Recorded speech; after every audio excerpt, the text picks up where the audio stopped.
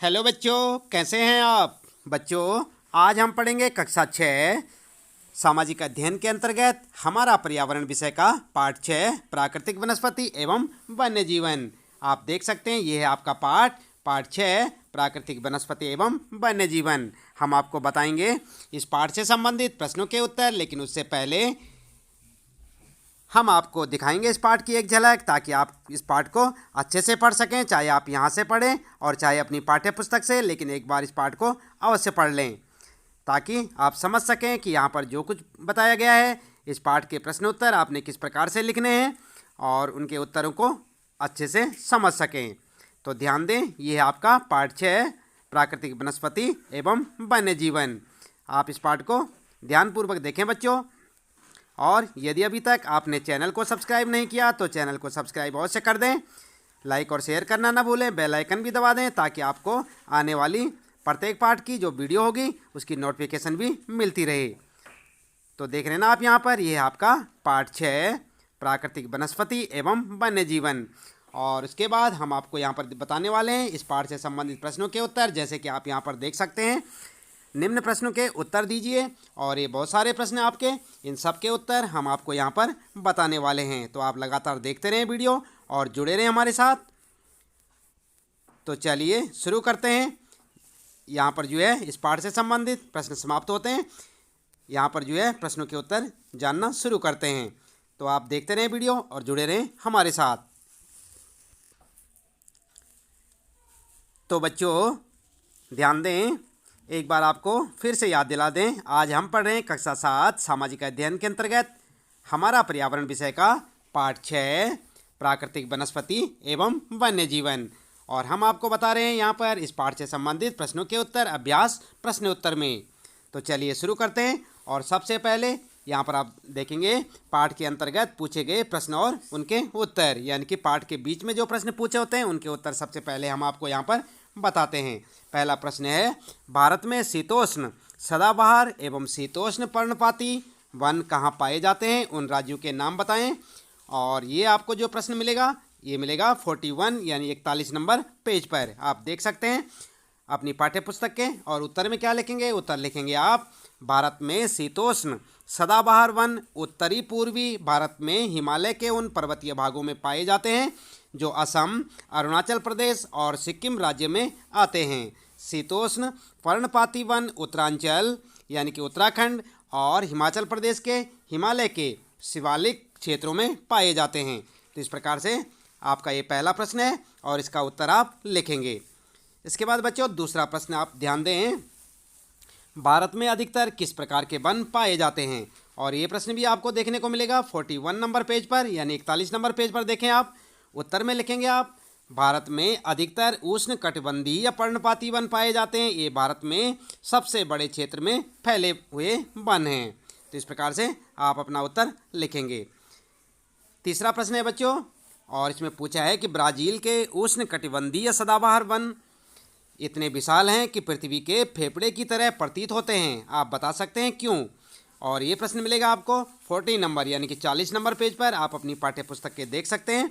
उत्तर में लिखेंगे आप, उत्तर लिखेंगे, ब्राज़ील के उष्ण कटिबंधीय क्षेत्र में लगभग वर्ष भर वर्षा होती है यानी कि बारिश होती है, इसलिए इन क्षेत्रों में काफ़ी पेड़ पौधे उगते हैं। और ये पेड़ पौधे इतने घने हो गए हैं कि एक वृक्ष सूर्य के प्रकाश ग्रहण करने के लिए दूसरे पेड़ों से भी बढ़ जाते हैं, इसलिए इन क्षेत्रों के वृक्षों की लंबाई भी काफ़ी अधिक है।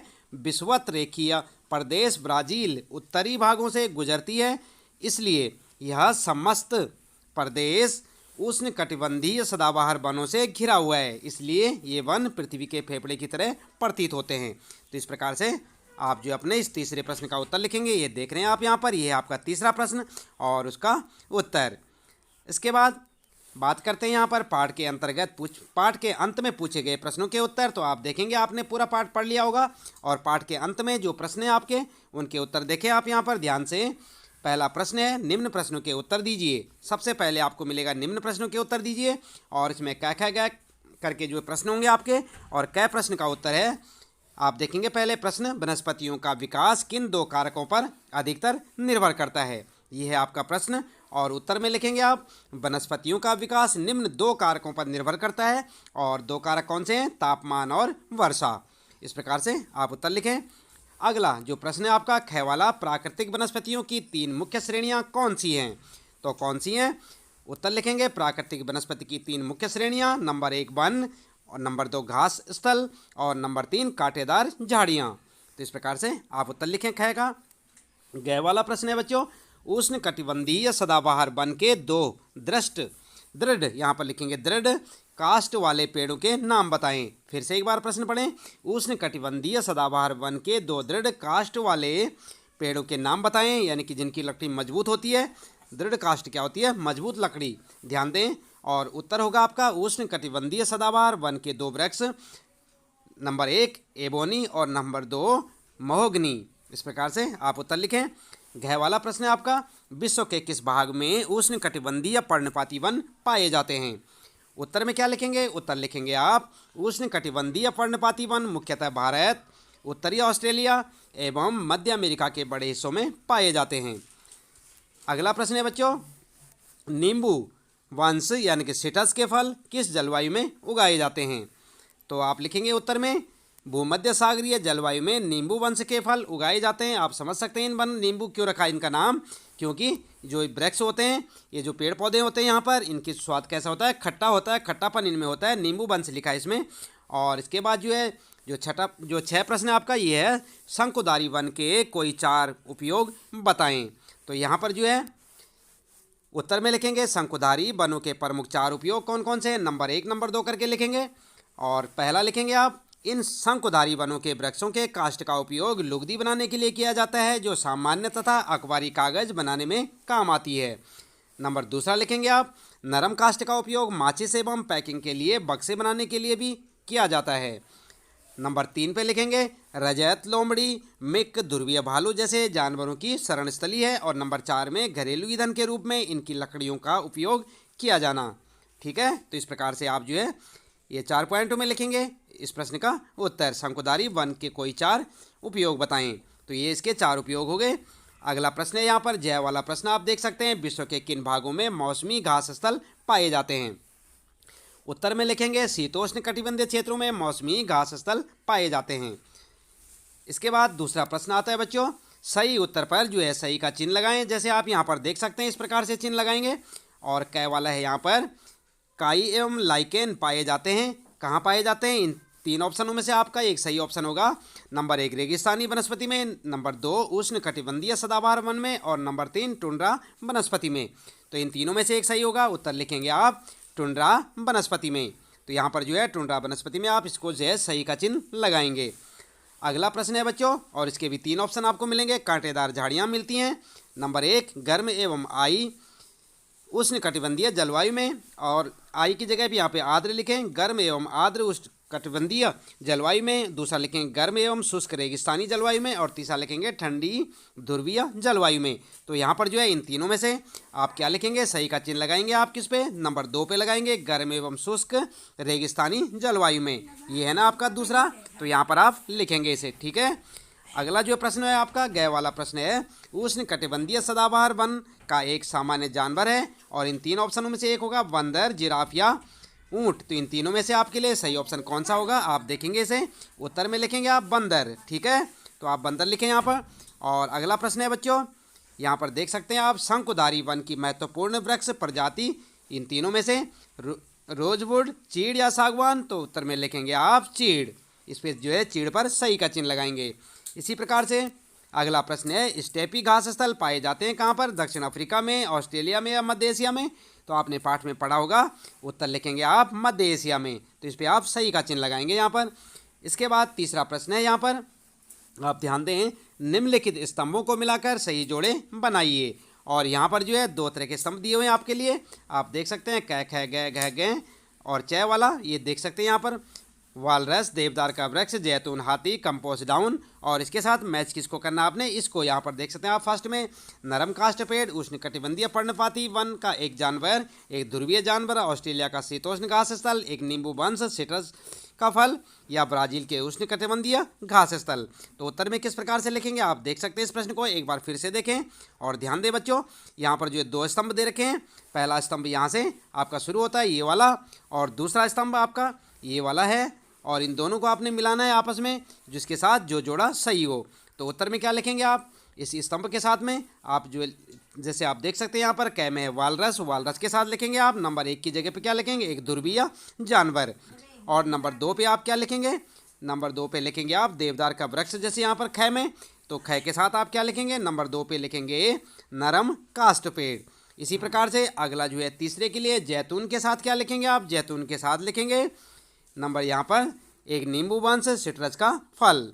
और इसी प्रकार से अगला है यहाँ पर आप ध्यान देंगे यहाँ पर बच्चों, ये जो इस प्रकार से यहाँ पर बना हुआ है आपका जो पहला है जो कॉलम बना हुआ है यहाँ पर, इसके साथ में आप इसी प्रकार से इनको इसी हिसाब से मिलाएंगे। पहले के साथ ये वाला मिलाएंगे, दूसरे के साथ ये, तीसरे के साथ ये, तीसरे के साथ चौथे के साथ ये, और पांचवें के साथ ये, छठे के साथ ये। तो इन्हें जो है एक के साथ एक मिलाते चलें और ये आपका उत्तर हो जाएगा। इसके बाद बच्चों आगे बात करते हैं। चौथा प्रश्न है यहाँ पर कारण बताइए, और कारण बताइए में पहला प्रश्न है आपका कै वाला ध्रुवीय प्रदेशों में रहने वाले जानवरों की फर एवं त्वचा मोटी होती है। तो इसका क्या कारण है, इसका कारण ये है कि आप उत्तर में लिखेंगे ध्रुवीय प्रदेशों में रहने वाले जानवरों के शरीर पर मोटा फर एवं मोटी चमड़ी होती है, तो उन्हें काफ़ी ठंडी जलवायु से सुरक्षित रख सके। यही तो कारण हो सकता है ना, आपने पाठ में पढ़ा होगा बच्चों। तो पहले प्रश्न का उत्तर में आप कारण ये लिख सकते हैं। दूसरे का कारण क्या लिखेंगे, यहाँ पर प्रश्न पढ़ लेते हैं। उष्णकटिबंधीय पर्णपाती वन शुष्क मौसम में अपनी पत्तियाँ गिरा देते हैं, और आपने कारण बताना है क्यों गिराते हैं। तो यहाँ पर जो है उत्तर में लिखेंगे उष्णकटिबंधीय पर्णपाती वन शुष्क मौसम में अपनी पत्तियाँ गिरा देते हैं। ये वन मानसूनी जलवायु वाले क्षेत्रों में पाए जाते हैं, जहाँ मौसमी परिवर्तन होते रहते हैं। इन वनों में पाए जाने वाले वृक्ष जल संरक्षित रखने के लिए शुष्क मौसम में अपनी पत्तियाँ गिरा देते हैं। क्यों गिराते हैं, जल को संरक्षित रखने के लिए। ठीक है, तो इस प्रकार से आप दूसरे का कारण लिख सकते हैं उत्तर देख के। और तीसरा यहाँ पर वनस्पति के प्रकार एवं सघनता एक स्थान से दूसरे स्थान पर बदलती रहती है, गए वाला है। उत्तर में क्या लिखेंगे इसका कारण, इसका कारण ये है ऊंचाई में परिवर्तन के साथ जलवायु में परिवर्तन होता है, तथा इसके कारण प्राकृतिक वनस्पति में भी बदलाव आता है। जलवायु में निम्न परिवर्तन के कारण वनस्पति के 2 प्रकार और सघनता में बदलाव आते हैं। और क्या क्या है वो परिवर्तन आप देख सकते हैं। नंबर 1 पे विभिन्न स्थानों के तापमान में अंतर के कारण, नंबर 2 विभिन्न स्थानों के वर्षा में विभिन्नता के कारण, नंबर 3 भूमि की ढाल एवं मृदा की पुरत में, यानी परत लिखेंगे यहाँ पर आप, पुरत ना लिखें, परत में, परत की मोटाई में विभिन्नता के कारण। तो इस प्रकार से आप जो है अपने प्रश्न का उत्तर वनस्पति के प्रकार एवं सघनता एक स्थान से दूसरे स्थान में बदलती रहती है, इसका कारण आप ये उत्तर में जैसे आप यहाँ पर देख रहे हैं लिख सकते हैं। अगला है बच्चों, फिर यहाँ पर बात करते हैं। 5वां प्रश्न है क्रियाकलाप से संबंधित प्रश्न है, ये एक्टिविटी से संबंधित। और यहाँ पर पूछा है विश्व के विभिन्न भागों के वनों एवं घास स्थलों के चित्र एकत्र करें। प्रत्येक चित्र के नीचे इससे संबंधित एक वाक्य लिखें। तो क्या लिखेंगे आप, और यहाँ पर जो है दूसरा है यहाँ पर ख वाला प्रश्न है वर्षा वन, घास स्थल एवं शंकुधारी वन का एक बनाएं। कॉलाज बनाना है आपने। तो उत्तर में आप इस प्रकार से कर सकते हैं। उत्तर में उपरोक्त क्रियाकलापों यानी कै और ख को अपने सहपाठियों एवं अध्यापक की सहायता से पूर्ण कीजिए। इस कार्य में सहायता के लिए नीचे कुछ चित्र दिए गए हैं, और क्या क्या चित्र हैं आप देख सकते हैं। ये आप इस चित्र को देख सकते हैं, अपनी पाठ्य पुस्तक में भी देख सकते हैं। उष्णकटिबंधीय सदाबहार वन का ये चित्र है, और यहाँ पर देख सकते हैं आप ये शीतोष्ण सदाबहार वन का चित्र है। और इसी प्रकार से आप अगला चित्र देखेंगे उष्णकटिबंधीय वन का ये चित्र है। और इसी प्रकार से अगला चित्र है भूमध्य सागरीय प्रदेश में अंगूर के बाग आप देख सकते हैं। और अगला चित्र है यहाँ पर शीतोष्ण पर्णपाती वन का चित्र देख सकते हैं। ठीक है, तो इस प्रकार से आप इन चित्रों को की सहायता ले सकते हैं बच्चों, और अपने प्रश्न का उत्तर दे सकते हैं। इसके बाद अगला प्रश्न है यहाँ पर आपके लिए, प्रश्न है प्रश्न 6 में आओ खेलें। और यहाँ पर क्या करना आपने, नीचे दी गई वर्ग पहेली में शब्द छिपे हैं। ये शब्द वनस्पति एवं वन्य जीवों से संबंधित हैं। ये शब्द क्षैतिज एवं ऊर्ध्वाकार रूप में दिए गए हैं, यानी कि ऐसे में और ऐसे में दिए गए हैं। इनसे दो शब्दों की पहचान आपके लिए की गई है। अपने दोस्त से मिलकर बाकी शब्दों की पहचान करें। ठीक है, तो यहाँ पर जो है आप किस प्रकार से उत्तर देंगे, और ध्यान देंगे आप सबसे पहली बात कि पहेली के उत्तर अंग्रेजी के शब्दों में हैं। ठीक है, तो आगे क्या करेंगे आप, चलिए देख लेते हैं। तो इस प्रकार से बच्चों यहाँ पर जो है आप देख सकते हैं, ये है वर्ग पहेली आपकी, जो जिसकी जो है ये यहाँ पर जो लिखा हुआ है सब कुछ, ये क्या है, अंग्रेजी के अल्फ़ाबेटिकल वर्ड में दे रखा है। ये आप इसे जो है पहचानें और इसके बारे में जानकारी अपने टीचर या अध्यापक से ज़रूर लें। तो यहाँ पर देख सकते हैं आप, जैसे कि कई सारे यहाँ पर आप पहचान भी सकते हैं, जैसे आउल यहाँ पर लिखा हुआ है, और ये इसी प्रकार से यहाँ पर देख सकते हैं आप, और यहाँ पर देख सकते हैं आप। इन्हें पढ़ें और इन्हें जो है अपनी नोटबुक में नोट करें। तो बच्चों इसके साथ ही यहाँ पर इस पाठ से संबंधित प्रश्नों के उत्तर समाप्त होते हैं। आप ध्यान दें कि आज का हमारा पाठ था कक्षा 7 पर्यावरण अध्ययन के अंतर्गत छठा पाठ प्राकृतिक वनस्पति एवं वन्य जीवन। तो इसी प्रकार लगातार जुड़े रहे हमारे साथ और देखते रहे वीडियो। मिलते हैं फिर अगली वीडियो में, तब तक के लिए लेते हैं आपसे विदा। आपका दिन शुभ हो।